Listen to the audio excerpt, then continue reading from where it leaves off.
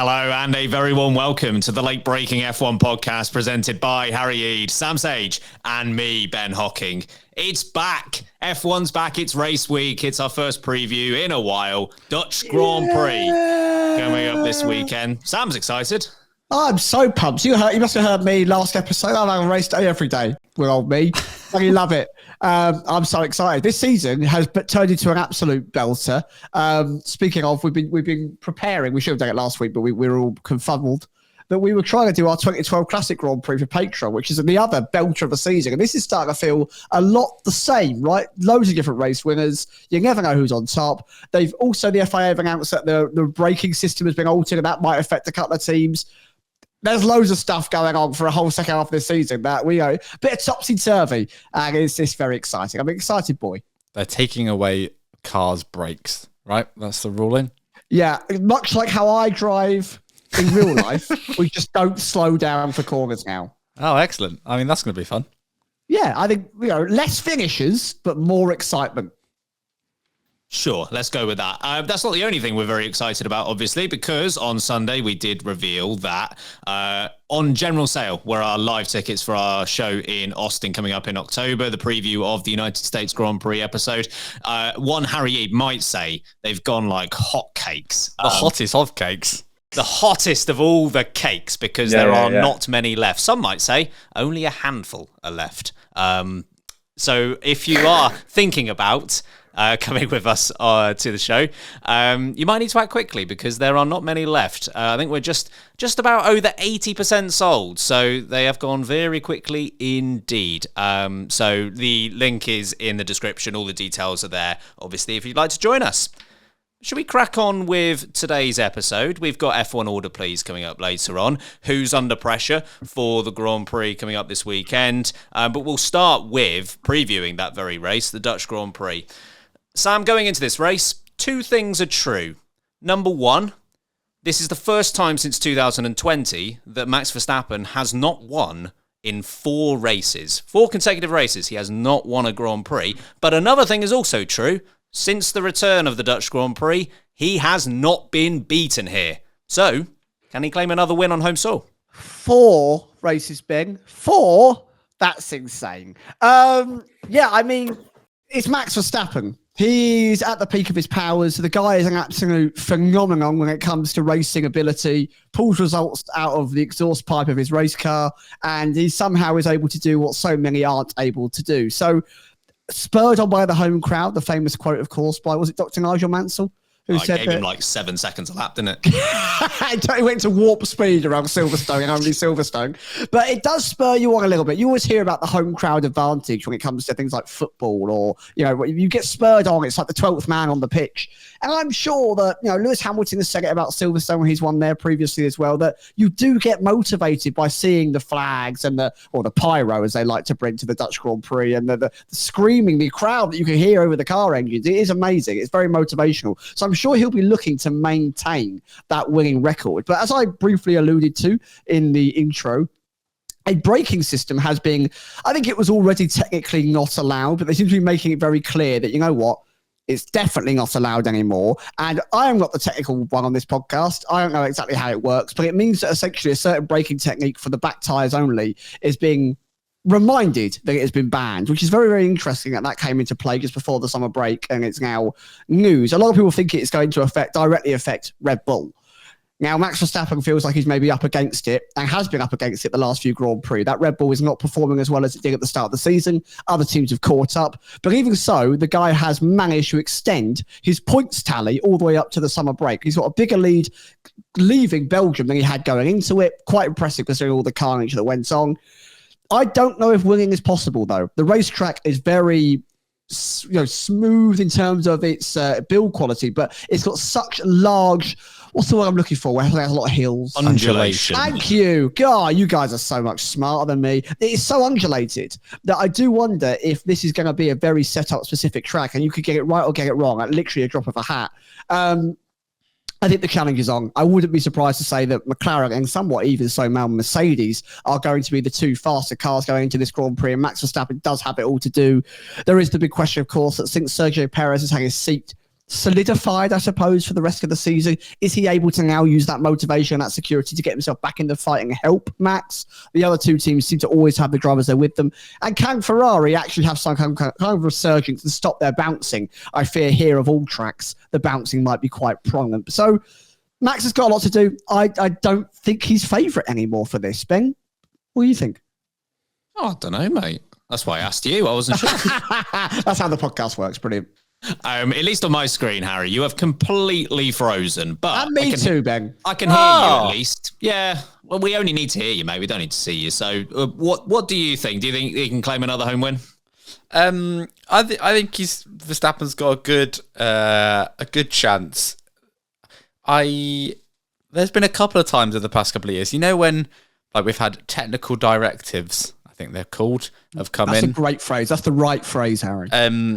There was one, I think, in 2022 around before Spa, and they were like, maybe this will stop Red Bull's, run of dominance, and then Verstappen like won from the back, and then they did it again. Do you remember they did it? And in Singapore, they didn't win last year, and then they were like, oh, maybe this is the end of the Red Bull dominance, and then Verstappen turned up in Suzuka and absolutely dunked on everyone. So it's got a whiff of that about it. I'm not suggesting that he's going to do a Suzuka on everyone, but it just feels like there's been a bit of... they've not been winning. This is a fact. They've not been winning for a little while, but I think count Verstappen and Red Bull out at your peril, and especially around this track, because we've had since the Dutch Grand Prix returned, no one else has won it, just him. It's literally his race. He just wins it. He turns up, wins it, and goes home, and then everyone's happy. I'm also struggling to envision what the Dutch GP is like if he doesn't win. How's that going to work? Safety issue for everyone. I don't fully understand. I can't quite picture that happening. But yeah, it's going to be tough for him. This is going to be the toughest Dutch GP he's had, I guess, since 2021 when he was up against Hamilton and Mercedes then. So. And to be honest, the past couple of wins he's had there have not been easy, because 2022, I think he was up against Mercedes again. Last year, it rained, then it was dry, and then it rained again, and he got his way through that as well. So they've not been easy, dominant wins for him. But I'd count him out at your peril. Yes, if there's one thing we've seen from Max Verstappen, guy does know how to win races, doesn't he? So he's one or two, mate. Only one or two. Yeah. How young is he again? It's truly terrifying. But yeah, he has every chance of winning this race. Just I know it has been a difficult run for him based on, again, the last 4 races he hasn't taken victory. But if you're to look into those 4 races, obviously that includes Austria. He probably should have won that. Of course, he was leading the race before him and Norris collided. Silverstone, weirdly, Silverstone is actually his only podium in his last 4 races, and I would argue that's the track he actually struggled at the most. That's almost the one where he overachieved based on where that he called it a great strategy, right? He nailed everything about that Grand Prix. He outperformed the car. Yes, exactly, and he finishes P2 there. Hungary, he finishes P5, but realistically, pace-wise, he probably should have been 3rd. And then Belgium, of course, he finishes P4. I think he backs himself to win that race if he starts from pole position rather than 11th, as he did due to that grid penalty. So there have been a few more opportunities than the last 4 races would indicate. But is he the favourite? I'm unconvinced, because certainly if you look back at some of the races we've had so far this year, and I think Hungary is probably a good indicator of how this race might go, McLaren were pretty good there. And I know I've just mentioned it, that he finished 5th, and it was a tough race weekend for him, and he had obviously the collision with Hamilton in that Grand Prix.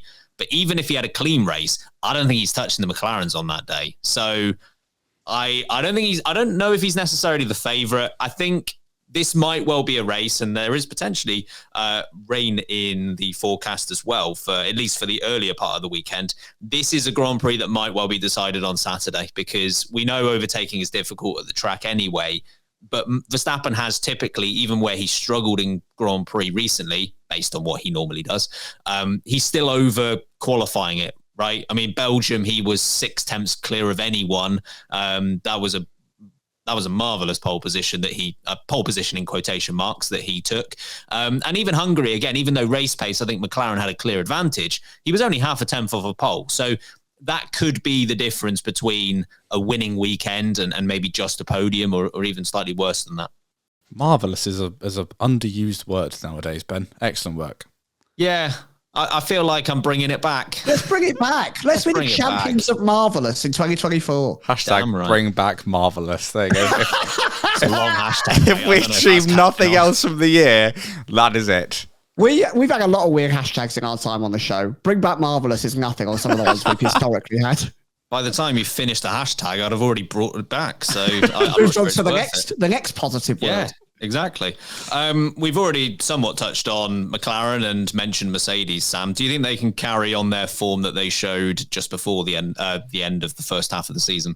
I think Mercedes might be one of the more skeptical of the moving forward group. They were so strong at the end of that first half of the season. But for me, it is the ability to understand this upgrade that they've got coming through, or whether they will be right up there at the very front, or they're going to be playing catch up once again. If they can put the upgrade on the car, they seem very confident in what they could do. Remember how many times we've heard, we don't understand what's going on. We understand what's going on. Oh, it's a setup. Oh no, it's the upgrade.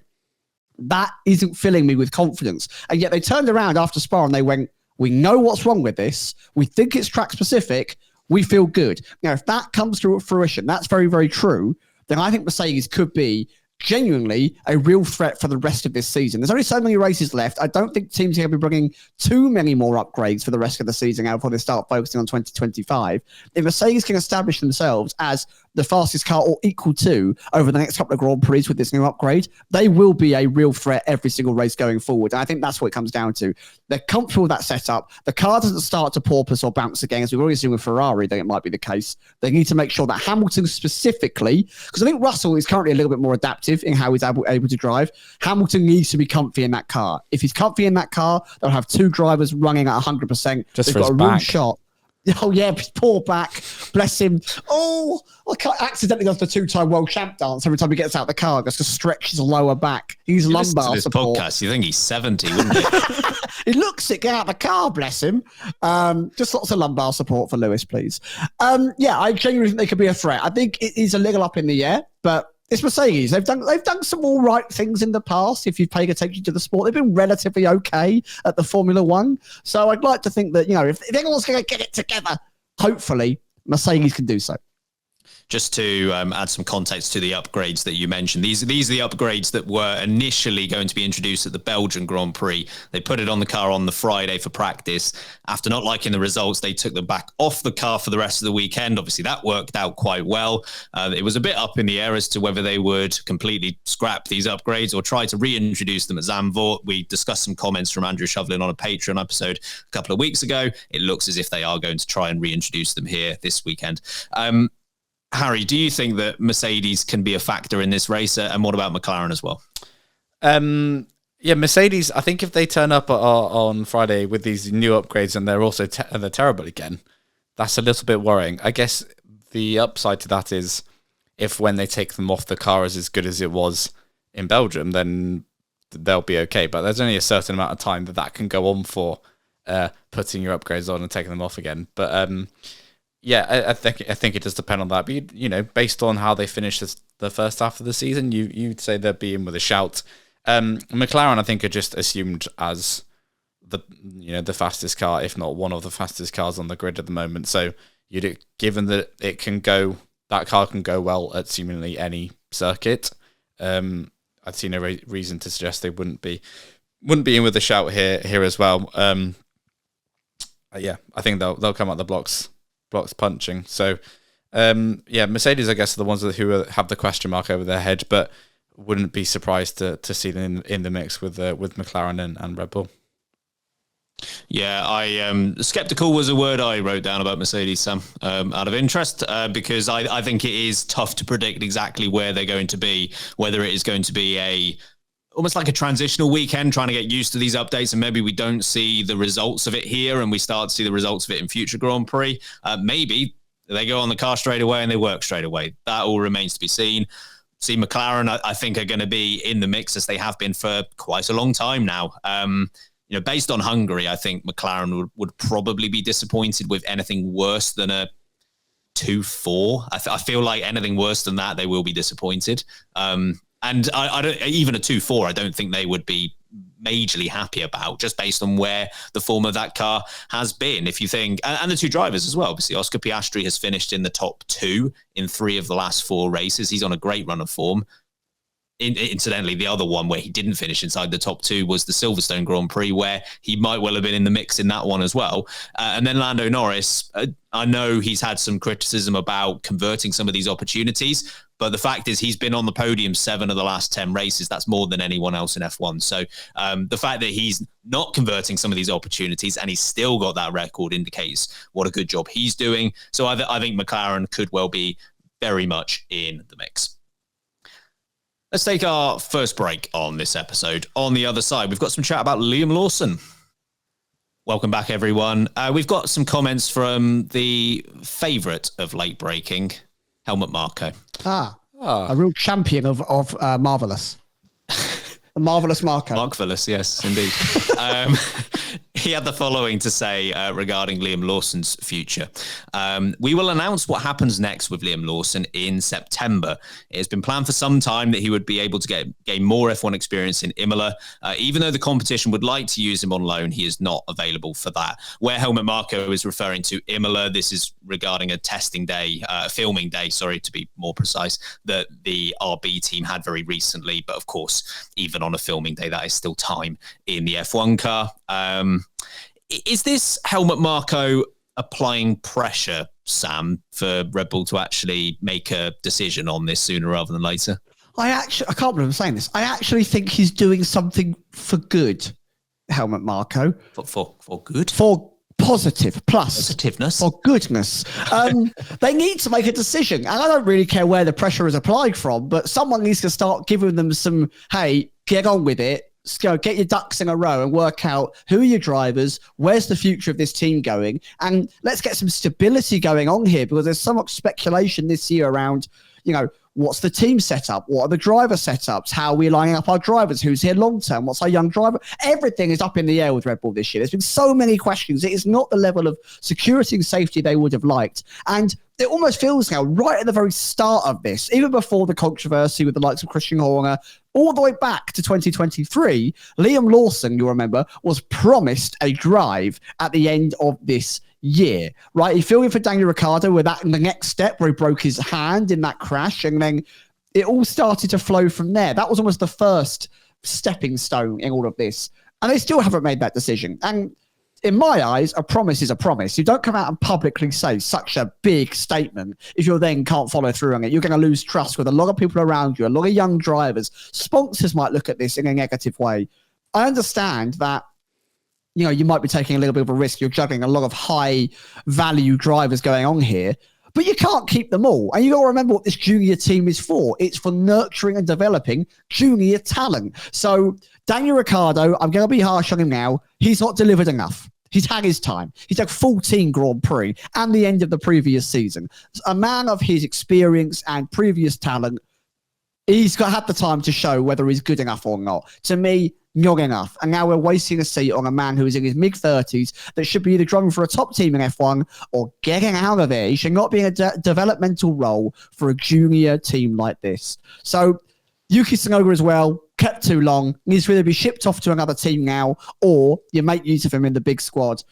But they're going to make a call on that second seat. If he isn't going in that seat instead of Daniel Ricciardo, and they're not putting Daniel Ricciardo in the Red Bull instead of Perez, because we've just heard that he's staying there at least till the end of the season, I don't know what's happening with Daniel Ricciardo, or they're shipping Lawson off to some other racing formula, some other category in some aspect, which would be quite a surprise, I think. So, poor lad, he needs some kind of certainty. He needs some kind of direction. He deserves it. He's good enough for it. I hope he gets some time in Formula One. I hope he's not shipped off elsewhere. Harry, what do you think Marko's play is here? Is it just applying pressure?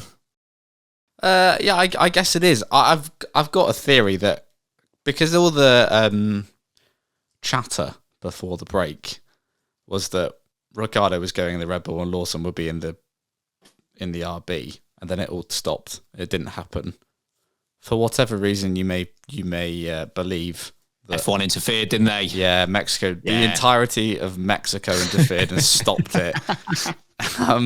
But if that was the case, my theory is that they've just paused that announcement until next year, as in that is going to be next year's situation, and they've just not done it for the middle of this year. So it could be a bit of putting some pressure on, but I feel like Red Bull have already made their minds up on this and just decided not to. I still don't agree with them keeping Perez, given their track record in the past of kicking drivers out for less, but I guess maybe they're doing it for stability reasons for the remainder of the year. But Lawson's going to be in that one of those RB cars next year. Will have Lawson's name above it. I'm 95% certain, which means it probably won't happen. Good Lord, 95. 95. Yeah, They must think you above 50. We're never on the fence about Liam Lawson, apparently. Liam Lawson. Can't wait for teammate wars.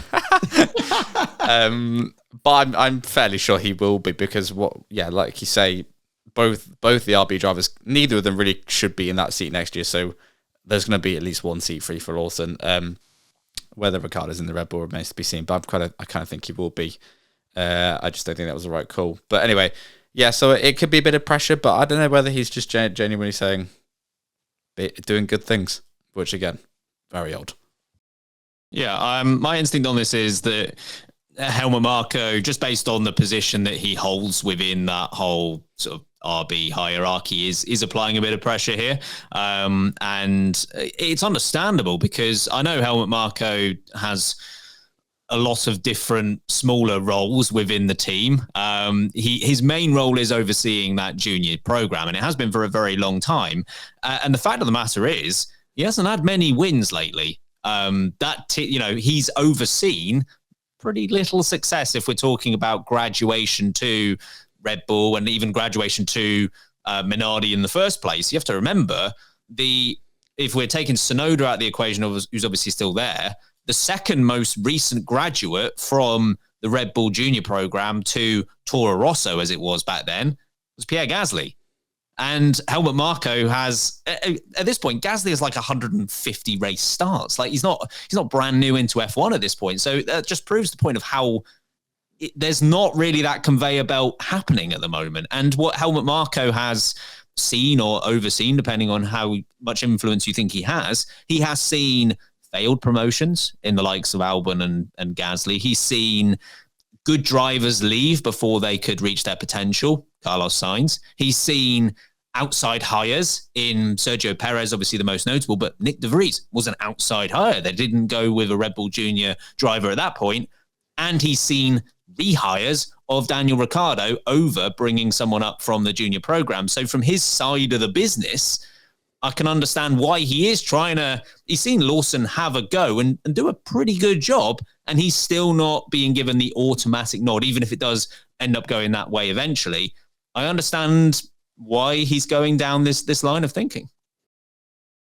What do you think Ricciardo needs to do over the next, say, 3 or 4 races? Is there a certain thing he needs to do to convince the team? I mean, he's got to be smashing Tsunoda out the park. If points are on the table, he's got to be the one picking them up. I think he's got to out-qualify Tsunoda at every single opportunity. But if I'm going to be brutally honest, I think the damage is done. I think the nails are in the coffin, and I don't really think that if he's getting that promotion to Red Bull next season and they're just holding off on removing Perez until the end of the season, I don't think anything he can do from now on will change it. I don't think there's enough time left. I think they know what they're getting. They're aware that this is not Daniel Ricciardo of 2018 that they're picking back up anymore. This is just a solid driver who, on his day, has got a bit of pace, but is not delivering anything magnificent anymore. Right, and that's why I don't understand why they're not then going for Yuki Tsunoda, because at least the development is seen that he has progressed year on year on year. Every year has gotten better for Yuki Tsunoda, sorry. But with Daniel Ricciardo, I don't know who else they're going to convince. He'd have to have the most stellar last 10 races of a season that we've seen from a driver in a long time for me to sit there and go, I take it all back. Daniel Ricciardo is simply sublime, and he deserves to be leading Red Bull alongside Max Verstappen. I just can't see it happening. And I think Lawson, as a youngster with all that talent, he deserves a shot. And Ricciardo ain't the one tied down. Harry, what do you want to see from Ricciardo in the coming races, and what do you think Red Bull need to see from him? I think what he was doing towards the back end of the first half of the season, as we've said before, it's a real shame that sort of form started just as the car got worse, because if he'd had that at the start of the year when the car was better and Tsunoda was picking up points and Ricciardo wasn't, I think this could have been an entirely different story. And maybe that's, what swayed Red Bull's decision to keep Perez and not promote Ricciardo because of that rough start. But if he's towards the end of the first half, he was definitely getting better and outperforming Tsunoda a couple of times quite comfortably. So like you say, Sam, if he does that, I think that's what he needs to be doing. He can't be going back to where he was at the start of the year. There's just no room for that whatsoever. Not even one race, I think, can be that bad. So he needs to just carry on that form.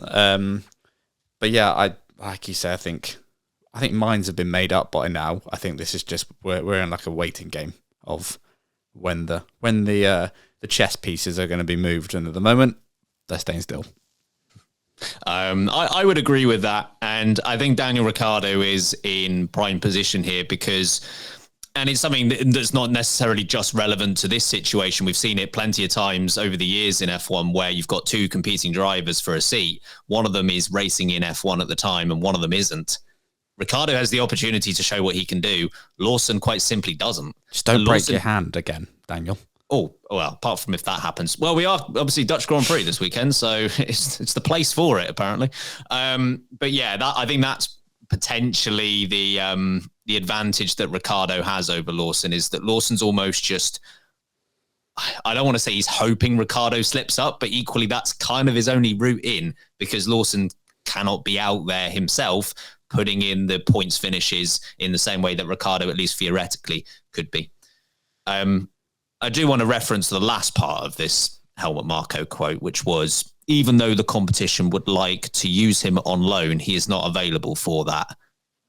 Helmut, mate. No one wants Liam Lawson. Stop it. Seriously? There are 4 seats available left on the grid for next year. Obviously, one of them is the Minardi seat, so we can discard that one.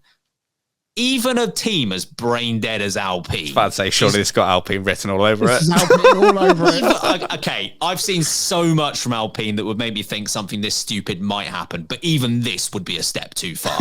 to not promote someone within your own junior program, and to take not only take a driver from another junior program, but only on loan? Come on, even Alpine. It makes no sense, does it? Because he'd have to be starting from the next part of the season, the new season. It wouldn't like he's starting tomorrow and, Ocon's on his way out. They're just going to have a guy for 1 year and can wave himself a career forever. And Sauber, for the similar reason, Sauber's not going to do that. I mean, what's the point in bringing Lawson in for a year to then have someone else start when they become Audi? And then the only other remaining one is Mercedes. I dare say they probably won't go for that. So no one wants Liam Lawson in their race seat next year, Helmut. Come on. I reckon Helmut's actually just trying to bait Alpine to see if they'll fall for it. Just to be fair, I've heard worse tactics. Yeah, Alpine will fall for it. They will. This driver's could be out on loan, and Alpine go, that sounds like a good idea. Loan, you say? We need some more people. You know what? They've probably got man who doesn't understand value of money negotiating for them. We'll take him for £2 million and nothing less. Pretty good deal, actually. Yeah, that sounds all right. Deal. Oh dear. Anyway, so I wanted to mention that because I'm not sure who. Maybe in a reserve role, sure, but I in a proper race seat, I don't think that's on the cards. Should we have a look at some bold predictions? Oh, it's been so long. Let's do it. Should we have a look at some bold predictions? I was going to go and grab it. Okay, yeah, go ahead. Oh, sorry, Ben. I've absolutely jumped the gun. Mate. Oh, this podcast. Slick as ever. It's the summer break has not improved our slickness. Go. Gather around, little children, and listen to my song about my F1 bold predictions and how they'll all be wrong. After all that, it would have been very funny if we were just waiting on each other to press the button. Having a standoff. Yeah. Proper Western cowboy standoff with the music in the background and everything. Yeah. Wow. both holding 2 mics for podcast gangs either side of you. Drop and break them. Bold prediction. Sam, what have you got? Oh, I don't know if this is bold or really bold or not bold at all. So, Phil, I give you permission to shoot me down. Like a Western. Yeah, pow pow. I think there will be 5 or more different race leaders throughout the Grand Prix. Ooh, yeah, that's bold. Okay, good. I just thought, it's been so long. I couldn't work out what the boldness was anymore. Oh, you know what'll happen now is that the top 5, like the guy who's in first will pit. And then the guy who's in second will pit the lap after. And then the guy who's in third will pit the lap after. I never said how it's going to work. It's all coordinated. No, I think that's pretty bold. Love that. Harry, what's your bold prediction? I was thinking back to last year. Do you remember how inexplicably good Williams were here? Yes. Albon qualified P4. Wow. Yeah. That's so mad, wasn't it? I just was looking out last year. I was like, I completely forgot this. So, Williams, I'm going to believe in you again. Albon's going to finish the race in the top 7. I like that. Well, we've come back with a bang. A boom. I love that race where Williams made Ferrari look like an F2 team. Sargent was like, can this guy get out of the way? It's a year since Sam shouted, why are you standing there with the blue thing at the Ferrari mechanic? I remember the guy with the blue, irrelevant, useless man. Well, there's no tyres. You just stood there. What are you there for? He's coming back for the sequel. I can feel it. 2 blue things. This time it's bluer. This time it's blue signal. My bold prediction. Okay, so I'll tell you what I've got written down here. My bold prediction is no Mercedes in top 7 brackets.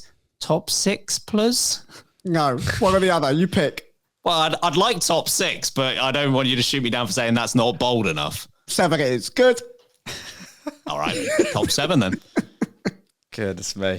Yeah, I think they might struggle, which of course. So you're going, upgrade's not working, setup doesn't work with that. They struggle. Yeah. I think I don't know.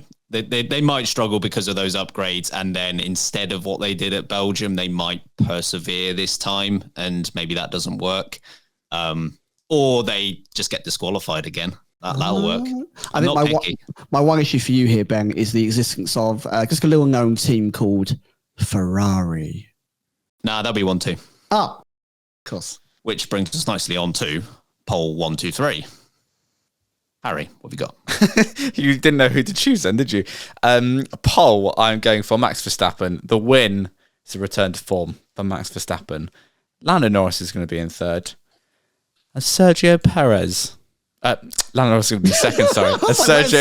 Sergio Perez. There's no 2nd place. Sergio Perez is going to be in 3rd. That happened once. Couldn't tell you the race, but at some point in the mid-80s, they just didn't award a 2nd place because someone got disqualified. They didn't bother moving everyone up. That's so at 1980s F1. Fact, man. Yeah, nice. It might have been a Brazilian Grand Prix, but my memory's a bit hazy. I am going to go with pole position for Lando Norris. Win for Lando Norris. 2nd place, Max Verstappen. 3rd place, Oscar Piastri. Sam? I'm going to go for pole for George Russell. Wing for Oscar Piastri.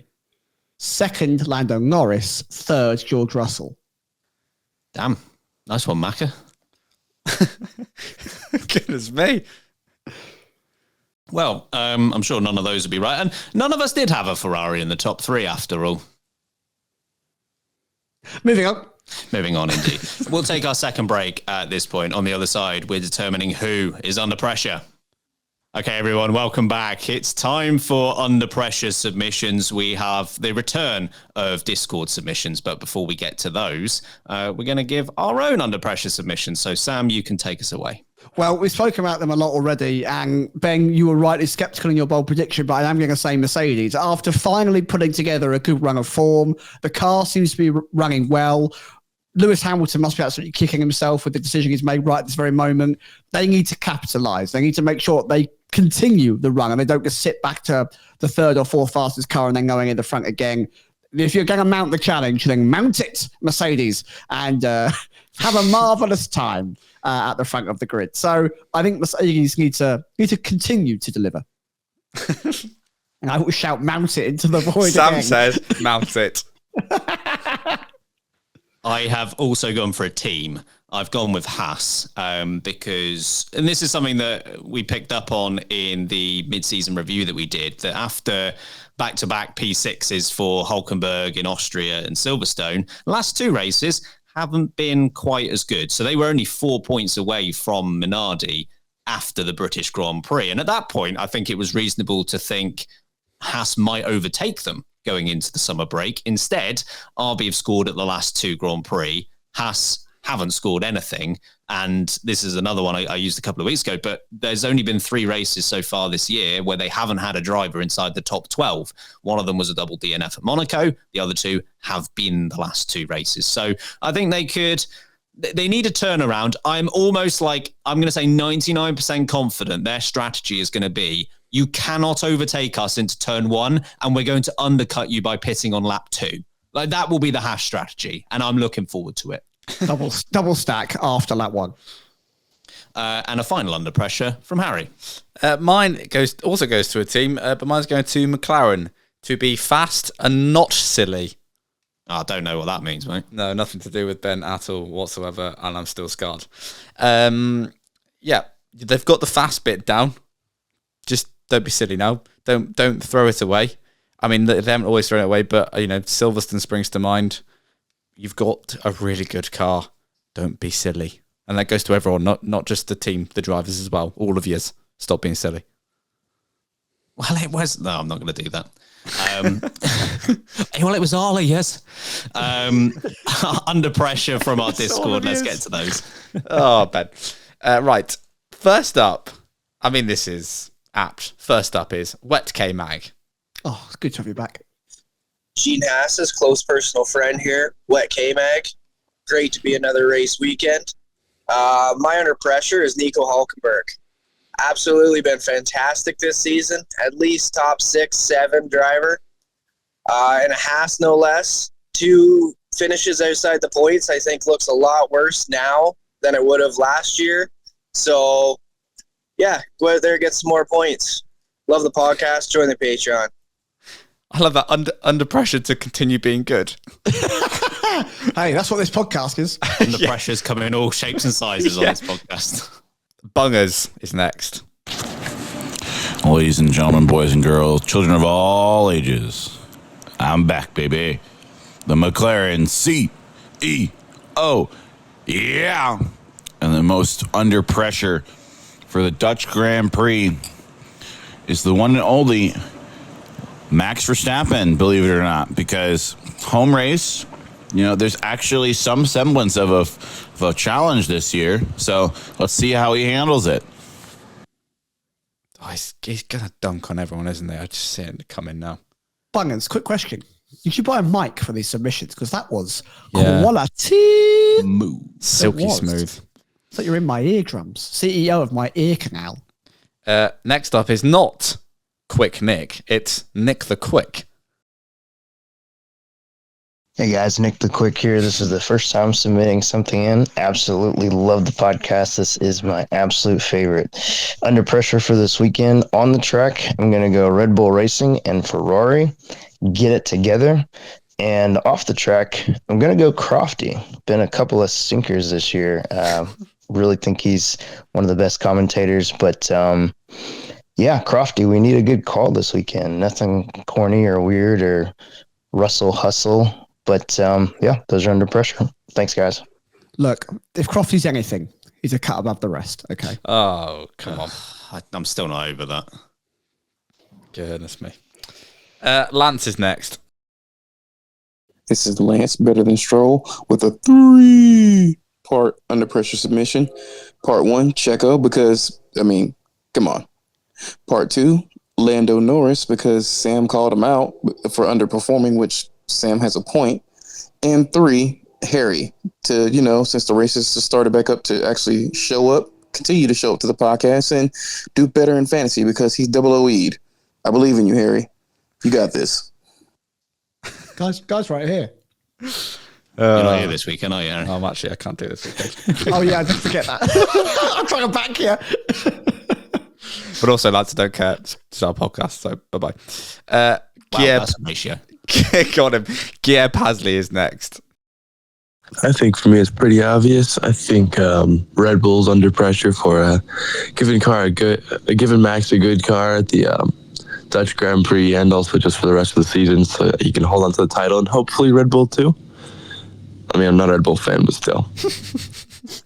I like that. Really rooting for him, but actually, I don't like him. I'm not a fan at all.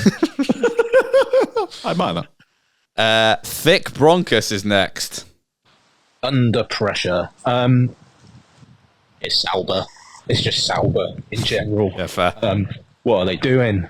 To quote someone. Bottas. Where's he going to go? Does he care? Who knows? Zhou Guan Yu. Does anyone care where he goes? It feels like that whole team need a rocket up their bums and yeah. Steak bakes Alba poop. What a roller coaster that submission was. Steak bakes Sauber poop. You know, we should have done that for our 3-word summary of the first half of the season. Steak bakes Sauber poop.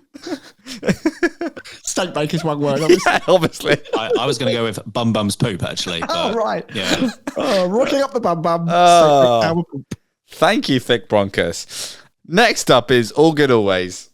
Highly breaking. It has been a long time since my last Under Pressure submission. So hopefully you guys don't give me too much schmack for it. But anyway, I'm back.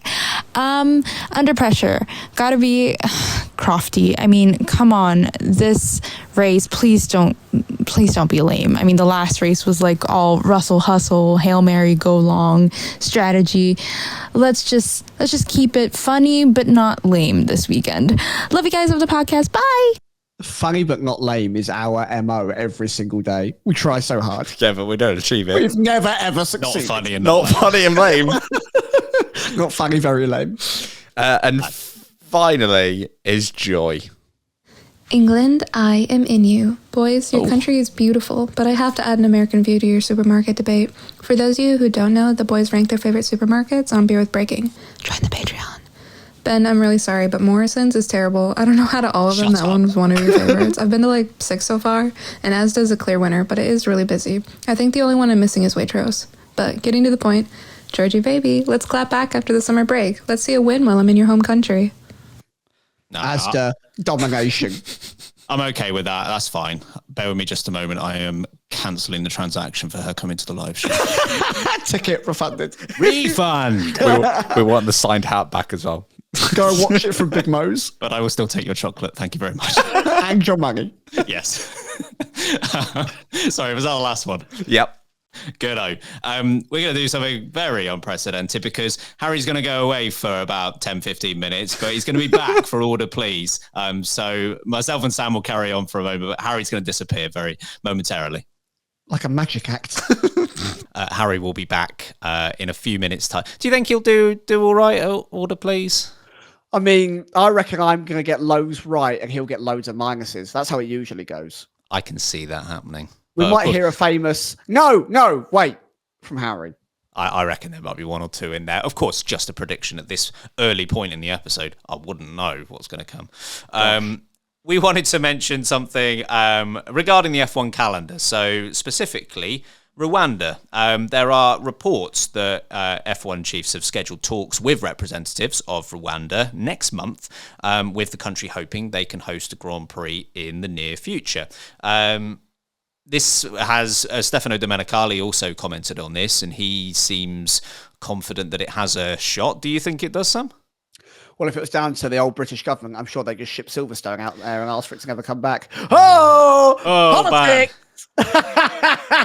Sorry, folks. In reality, it would just be like one pebble from Stowe Corner, and that's all that would happen. It would cost £100,000 to get it there. Good stuff. Sorry, folks. Politics banter. Politics banter. We can do it because it's our country. Speaking of something that isn't our country, having a race in Africa means that we would have an official world championship. We would touch every single continent. Now, America, I know you like to call things world titles when it happens only in your country, but Genuinely, That annoys me so much. I'm sorry. That's not how it works. It You think really all at annoys once. me. The Premier League isn't the world title because it only happened in England. So yeah, that this is a world title. Being in Africa officially would make it a world title, a world championship. It's about time we have another race in Africa. They would need to replace the Grand Prix, though. I can't see this being something that gets added on again, a 25th Grand Prix. I know I said I want to see racing every single day, but seriously, these people that work on these teams deserve a rest. They deserve some time. They deserve some moments to be with family and to recuperate. We can't just keep shoehorning races in at every single moment to hope that we get more money from other racetracks and other countries. So I'm up for an African race. We do need one. There's enough brilliant bits of culture and brilliant countries and brilliant people across the continent of Africa. And the fact that we do not go there at all, out of all the countries we visit, we don't even touch the continent of Africa, is sad. And it's something that should be rectified. And I'm all for it. Where they put it in or what they swap it in for, who knows? Maybe we're just going to go in the middle of Europe, remove Spa, just end up in Rwanda. I'm not sure. Ben, thoughts? Well, a couple of rumours on that front as to what it might replace. There are sort of two rumblings. Number one is that maybe Spa and Zandvoort end up sharing a Grand Prix. So, every 2 years they rotate. The other one is that maybe Imola is a threat. So that's maybe the route for a country like Rwanda. I know Thailand was also quite recently potentially going to get an F1 race as well. I think the odds of that happening have maybe reduced because I know the prime minister that was very much in favour of that in Thailand is no longer in power. So I'm not sure where that one stands, but that's maybe a route for a new circuit to appear. The other thing as well is I think Domenicali mentioned is that it would be a permanent circuit rather than a street race or anything like that, which I mean we're in dire need of. I think when it comes to the F1 calendar, I think we're probably at our limit for the amount of street circuits we want to happen. Quite simply put, the short answer as to whether this could happen, if the money's there, yeah, probably. Like that's the answer to pretty much every Grand Prix that could or could not be on the F1 calendar is there money, yes or no? If yes, good shot. If no, bye-bye, you can go home. Like that's how it's always worked, but even more so now, I think, than ever before.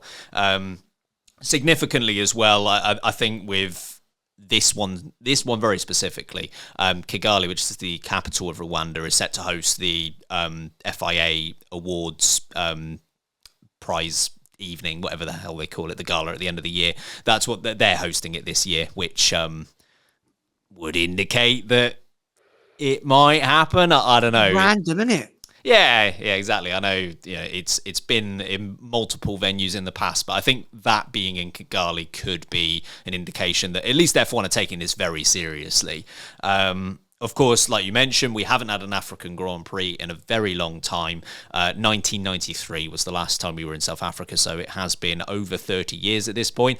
None of the late-breaking boys were alive the last time we had an African Grand Prix. Finally, something that happened before I was born. It's about time. I thought you'd like that one. Just appreciate that. I'm not even old, but at least it feels good to be young. Of course, whenever we go to a new circuit as well, human rights is absolutely a question, and I won't claim to be an expert in Rwandan politics, shockingly. But what do you mean? I do know that they had their general election only a few weeks ago, and the 24-year incumbent prime minister won. Can you guess what percentage of the vote he got? Oh, what was it, Ben? 99.2. He's either a very popular man or that sounds like autocracy. That makes for a great and healthy government for the people. And in terms of the Freedom in the World Index, which is rates countries from 0 to 100 in terms of their human rights, Rwanda doesn't do very well on that. They only scored 23. Of course, you then get into the discussion of all the places we currently go, because 23 out of 100 isn't even the bottom of the current circuits that we go to. We go to UAE, which is 18 out of 100. We go to Bahrain, which is 12 out of 100. Oh, we go to China, which is 9 out of 100. And that's not the worst one. Azerbaijan, 7. They scored 7. What do they get it for? Flowing water in their country. That's worth 4 points, yeah. I just it opens up the debate again as to and I know it's a very tricky debate to have, whose responsibility is it to set these guidelines and these thresholds that don't really exist at the moment? And I've always struggled with the concept as well of people in a country who have the opportunity to see a Grand Prix for the first time, or indeed any time. Should people in a certain country be punished by not having something based on the actions of, in this instance, policymakers that are dictators? I struggle with that. So I think it's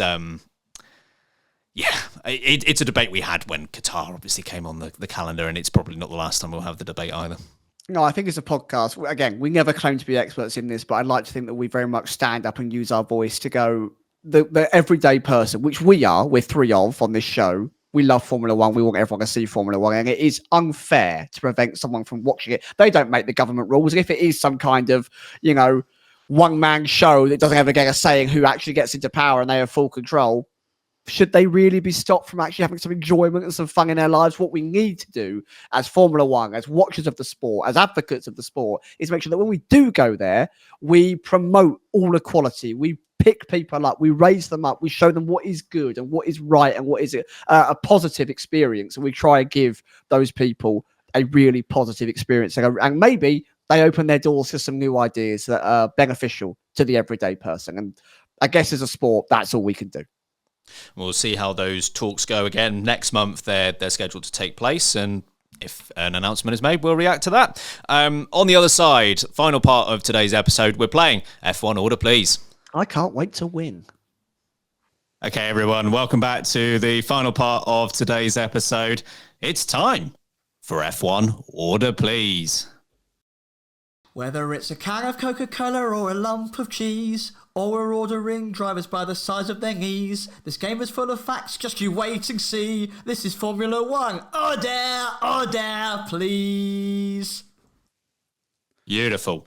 6 questions in front of me, and the guys will take it in turns to pick a number and try and order 4 items in a list.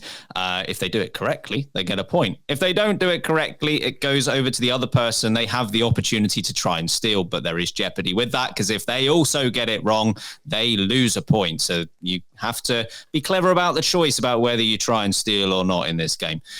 Sam, what number would you like to start us off? I'll have number 1. Classic. It's classic. The OG number. The OG starting place, that is.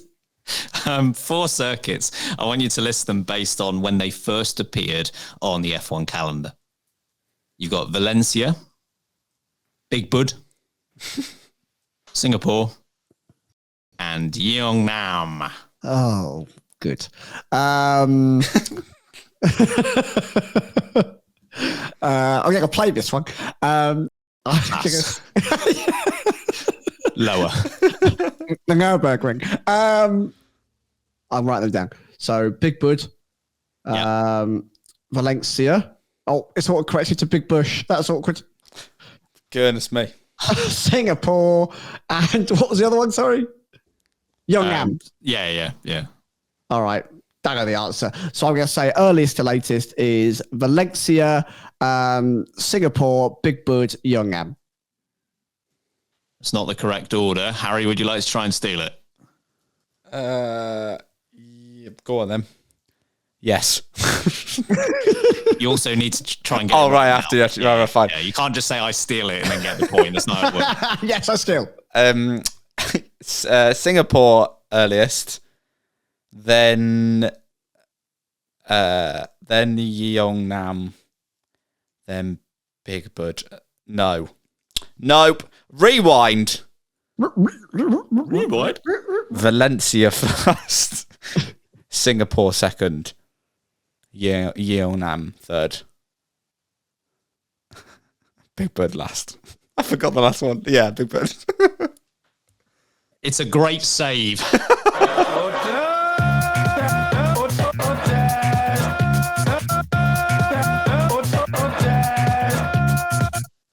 Yeah, just the last two were the other way round, because Valencia and Singapore both came in 2008, but Valencia was earlier in the season. But then South Korea was 2010, Big Bud was 2011.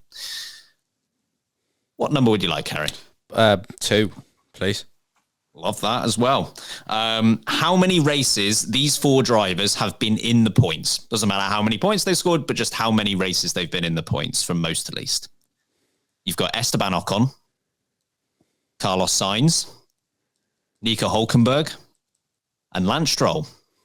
Oh, God, that is a question from actual hell. Would you like some midfield drivers? Yes. Most, Nico Hulkenberg. Then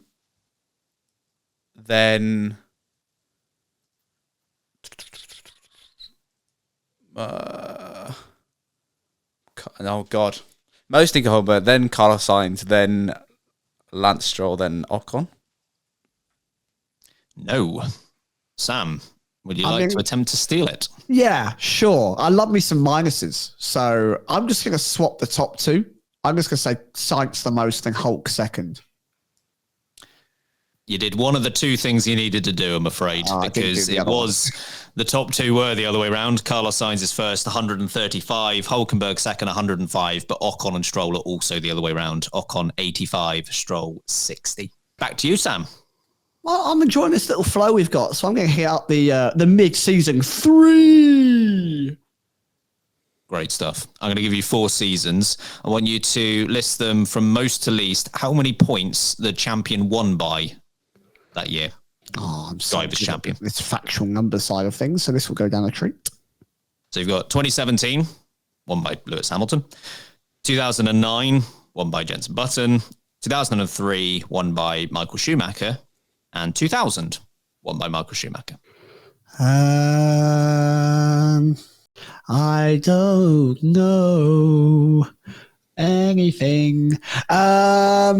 It could be literally any order. I'm going to say it was 031790, just because I literally don't know.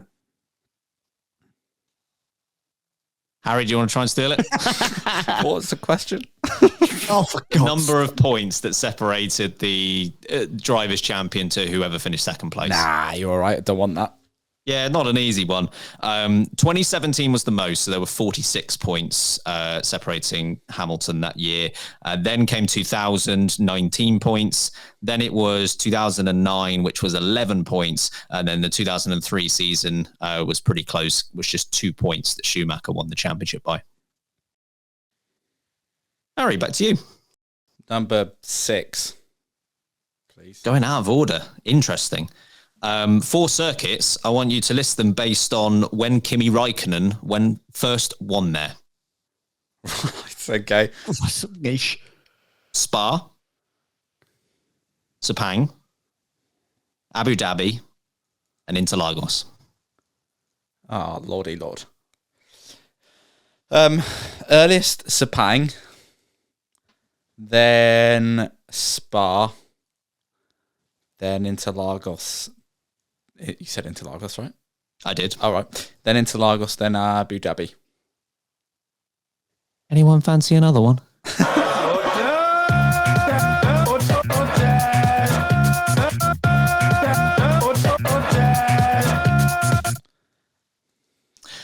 Yes, 2003 for Kimi Räikkönen's first win, then 04 for Spa, and then 07 for Interlagos, 2012 Abu Dhabi. Which means we're back to Sam with 2 questions left. If anyone listening would like to work out the last time I actually scored a point in one of these games, I'd be quite curious to know, because it's been a while. I'm on a run. I'm on a real run here. I'll have number 5, please, Ben. Number 5, 4 drivers. I want you to list them based on how old they are. Oh, I should get this right, and I'm not going to. Good. You've got, first of all, Vitantonio Liuzzi. Your favourite driver? I love it, Antonio. Jaime Alguersuari, your second favourite driver. Come on, Alguersuari on. Kamui Kobayashi. Yeah, do like him. And Mark Webber. Oh, Marky Mark. Now, a good starting point would know how old any of these drivers actually are. That would help you get this question right. I can't deny that. See, I can do the workings out, but I just don't know the answers. You're oldest to youngest, or youngest to oldest? Not that it matters. We'll go oldest to youngest. Okay. Oldest is Kobayashi, then Liuzzi, then Webber, then Alguersuari. streak, I'm afraid, has continued. Fine by me. I'm up for it now. Harry, do you want to try and steal that one? No. Mark Webber's the oldest. He's 47. Then it's Liuzzi, who's 43. Kobayashi's 37. And Jaime Alguersuari, despite the fact that he left F1 40 years ago, is still only 32. How is Kobayashi only 37? That's what surprises me the most. Man doesn't age. Does not age. Which leaves Harry with one more question, which is number... Oh, I've forgotten. What is it? 4. Oh, he's so good. I had no idea. Good. 4 drivers. I want you to list them from earliest to latest when they first had a podium in 2012. This game is in some niche categories. Okay, go. Mark Webber, again, can't keep him away. Sure. Sergio Perez, Nico Rosberg, and Jenson Button. Okay. Nico no. Sergio Perez was the first one. Then Nico Rosberg. Nope. I've changed my mind entirely. Jenson Button first. Then Sergio Perez. Then Nico Rosberg, then Mark Webber. I don't think I love anything more in this game than Harry's no. Yeah. When something clicks, because that is correct.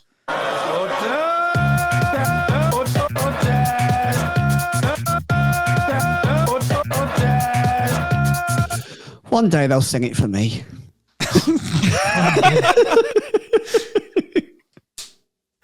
Harry, do you need to shoot off before we get to question of the week? I do. It's been real, folks.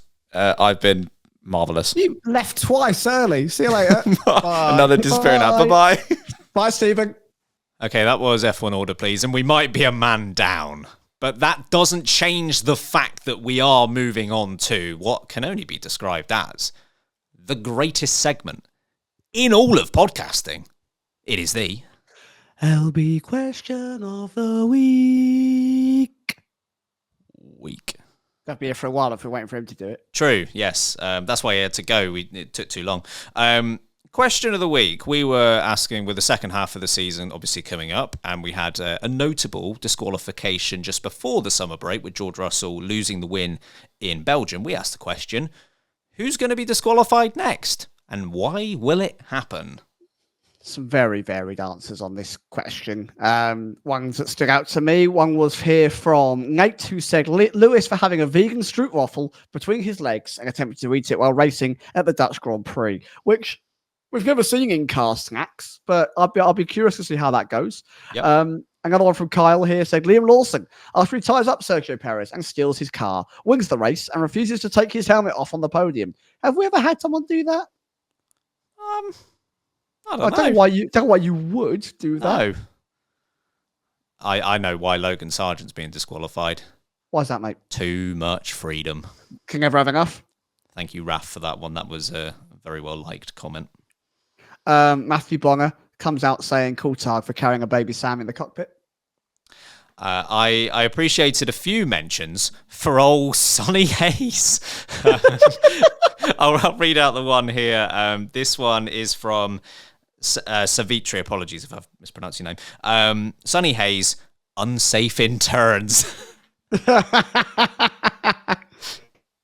No corners around here, just turns. Just turns. There's a lot of Bottas indecent exposure comments there, which, I mean, to be fair, he definitely would just get his bum out if he could, wouldn't he? Charles Leclerc, after Ferrari accidentally put a set of tyres from a Vauxhall Vectra on his car. Thank you, Joe Man Murphy. I can believe that. Yeah, they would. They go, we've nicked him off Jim's car, who turned up for a general admission ticket, and now we've nicked his tyres. Shannon 147, Hulkenberg will be disqualified because he won his first race. No other reason. Could you imagine if he wins his first Grand Prix and gets disqualified? Would that be the most heartbreaking moment in F1 history? It could be. So it'll probably happen. Yeah. Big Beef. How you doing, Big Beef? Pete Gasly for just too many sausages. Just call him the butcher. Is there such a thing? No, there's definitely not. They need to change the stewards book if they think there is. Gasly, can't have your sausage out on the podium. Thanks, Brad. One of my favourite comments came from Tyler, and the comment was, sorry, France Jacques Lafitte. I've got no idea what it's referencing. I feel like I've been staring at it like for multiple minutes today. Like, am I missing something? Is there a joke in here that I don't understand? It just says France Jacques Lafitte. I don't know. Please, Tyler, let me know. What do you mean? I'll round mine off with one from Daniel. Ocon, for taking out both the Haas drivers, is due to make a very bad first impression with his new employers. Tell the Haas I'm coming for them. What an iconic moment. Thank you very much to all of those Question of the Week submissions. As always, they make us laugh endlessly. So we'll be back with another one next week. Who knows what the topic will be? We like to keep these fairly varied. We'll of course be back at the weekend, Sam, for Saturday's qualifying session and indeed the Dutch Grand Prix review on Sunday. A couple of quick shouts. I'm taking over your outro. Apologies. Two quick shout outs that I did want to get in there. Firstly, there is a quiz happening in Discord Saturday evening, 9 p.m. British time. So if you're free, come along. It's about an hour's worth of just good multiple choice fun quizzing. So I promised people in the Discord that it wouldn't be a year until I did the next one. So that's why I'm doing it, just to prove you wrong. So we've got that one. Also, just want to mention as well that if you do listen on Apple Podcasts, which I know a lot of you do, you can now listen on the web. Previously, it was app only when it came to Apple Podcasts. So if you do listen via Apple Podcasts and you also would like to listen on a browser, you can do so. Yeah. As of 2 days ago. They've made it into the modern world. Indeed. And Sam, you can do the rest. Come on. Live tickets are available for our live show. They're on general sale. If you're in Texas, if you're coming to Dakota, if you just happen to live in America and you want a good old time with free parking and a free drink included in your ticket, then you want to come down and see us on the Thursday before the race day. Get your tickets. They are selling like hotcakes, if we haven't mentioned that before. We love a hotcake over here. I don't actually know what it is. Nope. Good. Patreon is also available. 3 tiers. You get loads of content. You get birthday shout outs. You get beer with breaking. You get a classic Grand Prix. You get 2 extra episodes. Everything's ad free. You can talk to us as well. It's all happening. Discord's available. Links in the description. And over the weekend, if you think, I haven't got anyone to watch the race with, well, I live stream the content as well. So you can come and see us on Twitch, Late Breaking Podcast, where we do both the qualifying and the Grand Prix as well. And then we get straight into the content as it is. I think that's going to be everything. Follow us on social, Late Breaking F1. That's all we've got time for. In the meantime, we'll see you at the weekend. I have been Samuel Sage. And I've been Ben Hocking. And remember, keep breaking late. Free parking!